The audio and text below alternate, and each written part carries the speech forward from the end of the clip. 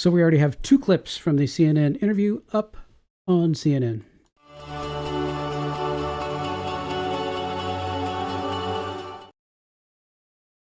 Hey everybody, this is Tom's Talk Show, and we already have two clips up on CNN of the interview. That's why you completely know it is pre-recorded, not live.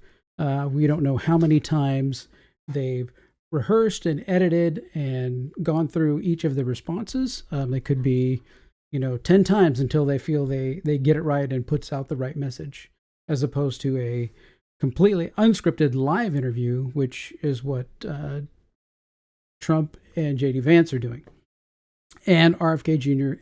and Tulsi Gabbard at this point. So here's this interview. We're just gonna play it. I don't care if CNN does anything. This channel is not monetized or anything else. They can have whatever money it comes from it, which is nothing. So here we go. Generally speaking, how should voters look at some of the changes that you've made, that you've explained some of here in your policy? Is it because you have more experience now and you've learned more about the information? Is it because you were running for president in a Democratic primary? And should they feel comfortable and confident that what you're saying now is going to be your policy moving forward? Dana, I think the most important and most significant aspect of... She loves that word significant, and I think she uses the word time as well. My policy perspective and decisions is my values have not changed. You mentioned the Green New Deal. I have always believed, and I have worked on it, that the climate crisis is real, that it is an urgent matter to which we should apply metrics that include holding ourselves to deadlines around time. There we go. Time. She has her words that she uses all the time. We did that with the Inflation Reduction Act. We have set goals for the United States of America and by extension the globe around when we should meet certain standards for reduction of greenhouse gas emissions, as an example. That value has not changed.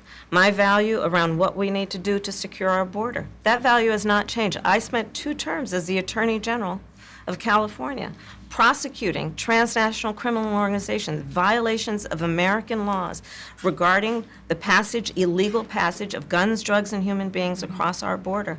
My values have not changed. So her values, as she says, have not changed. So that means her view on the border is still wide open. Her view on the climate is still destroy America in the name of the climate ideology, right? That is still there. She's not all these leaks about, oh, she's doing this, she's doing that, and going to be tough on this or tough on that.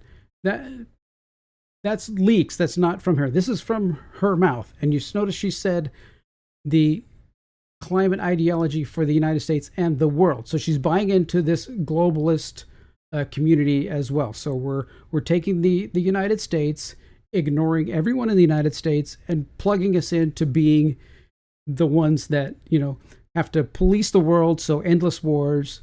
We have to do whatever.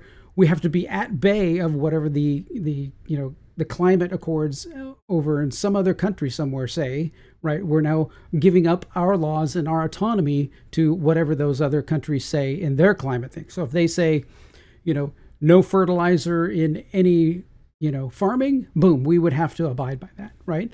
If it's tear down every coal plant in the United States, we would have to abide by that, right? That's what that is. And the other side of the climate change is, what I've heard from like Elon Musk and from RFK Jr., which is there's a certain amount of CO2 in the air, and it's a good idea to reduce that, but nothing that we're doing now is going to really change that much, as long as all these other countries are just pushing things out and ignoring these, climate accord things, these different groups that are pushing the climate stuff, like China and Russia. Are they going to abide by that? India? Are they going to abide by any of that? No. Does that mean we shouldn't do anything? Well, we should do a little bit, but not to the point where we destroy our economy, destroy all of our factories, destroy everyone's living, put everybody on the government dole so they have to vote or they don't get their money. They vote a certain way. So that's number one, and her record is well known in California. I lived there for decades. Rampant criminal immigration. People were killed all the time by illegal immigrants. You could tell in California when you were driving behind an illegal because their car had not been registered in 5 to 10 years. So when you're over there and you see the registration tag of like 2018, oh, obviously an illegal, and you pull up next to, oh, there we go. Let's not be stereotypical, but you know what I'm saying. So that's how California was run. You get pulled over and you're an illegal, the police in like Los Angeles County go, don't do that. You should probably get it registered and let you on your way. If you're a legal citizen and your registration is overdue, past due by like 2 or 3 months, you forgot it, you're whatever, your car's impounded, you're arrested. Right? Complete, wholly double standard because of this person. I lived there. I lived through it and watched it. You had a lot of Republican speakers at the convention. Will you appoint a Republican to your cabinet? Yes, I would. Anyone Yes, in I mind? would. No one in particular in mind. We got 68 days to go with this election, so I'm not putting the cart before the horse. But I would. I think it's really important. I have spent my career inviting diversity of opinion. I think it's important to. She has to get the diversity word in there, and I'm surprised here she doesn't say inclusion. So who is she going to? She's not going to bring in anybody like Rand Paul, who has definite views on fiscal responsibility, and reeling in the CDC and all of those groups. Obviously, not going to do that at all. She's going to hire somebody who's sympathetic to her, who is already at the convention, who is already basically flipped sides already. That's who she would put To in. have people at the table when some of the most important decisions are being made that have different views, different experiences. And I think it would be to the benefit of the American public to have a member of my cabinet who was a Republican.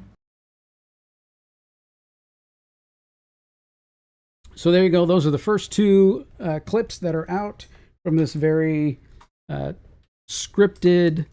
She knew all the questions beforehand, obviously. She definitely, is very friendly territory. I mean, the answer to all of her views have not changed. That means your no tax on tips. That's obviously a lie because she's the one that signed the bill hiring all these, IRS agents to come after you hiding your tax on your tips, right? So that they can get that tax money. Well, there she is. She just said it. Boom. She's not going to do that, right? That's kind of a blatant, again, lying to the American people about what is going on, strangling the American people with the climate change nonsense, right? You can bring up, tons of, scientists who think that climate change is not quite as bad as you're saying it is, and let's debate. And nobody on the other side ever shows up over and over and over again. So this is more of the same. This is more of the globalist attitude. She's part of the global cabal, and she's going to drag us into more wars, right? She's already setting this climate thing on a global stage. So that means she's thinking globalist, not American. She's already going to, so if she's going to continue with the climate change, that means electric vehicle things are going to get driven harder and harder into your life.